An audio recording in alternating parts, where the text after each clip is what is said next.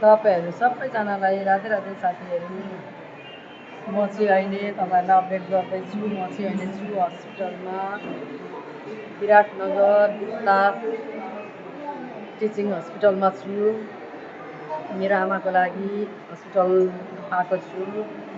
आमालाई अलिकति प्रब्लम भएको छ, त्यसले गर्दाखेरि हो। हस्पिटल पनि राम्रो रहेछ। मलाई जहाँसम्म लाग्छ कि हस्पिटलमा चाहिँ राम्रोसँग भएर जानुहुन्छ होला, आउनु भर्ती हुन्छ भनेर। अस्तिभन्दा धेरै सुधार पनि भइरहेको छ।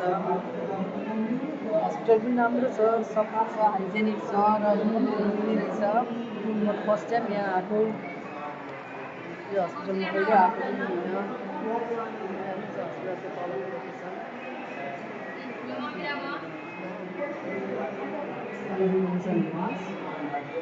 मजाको छ हस्पिटल, सफा हाइजेनिक।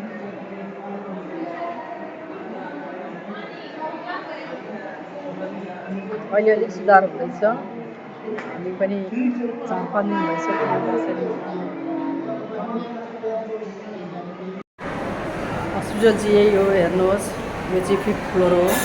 टोटल 6 फ्लोरमा छ। सबै टाइपको ट्रिटमेन्ट हुन्छ यहाँ चाहिँ। यहाँ आएपछि चाहिँ बाहिर कहीँ जानु पर्दैन कुनै पनि उयसको लागि। अनि यहाँ एउटा सानो क्यान्टिन पनि छ, हेर्नु सक्नुहुन्छ। कहिलेकाहीँ हामी यहाँ आएर चाहिँ चियापानी खान्छौँ, खाजाहरू खान्छौँ। हस्पिटलको बसाइ यति थकाइ हुन्छ, टेन्सनमा हुन्छ। के गर्नु र पनि यति टेन्सन भए पनि अलिकति मनलाई कन्ट्रोल गर्नै पर्यो, सान्तवना दिएर। अहिले अलिकति राम्रो हुँदैछ र त्यही अनुसारले अलिकति हामी पनि अलिकति टेन्सन फ्री हुँदैछौँ। अलिकति अब 1-2 दिनमा डिस्चार्ज पनि हुन्छ होला। सबैजना प्रार्थना गरिदिनु मेरो आमाको लागि। By by.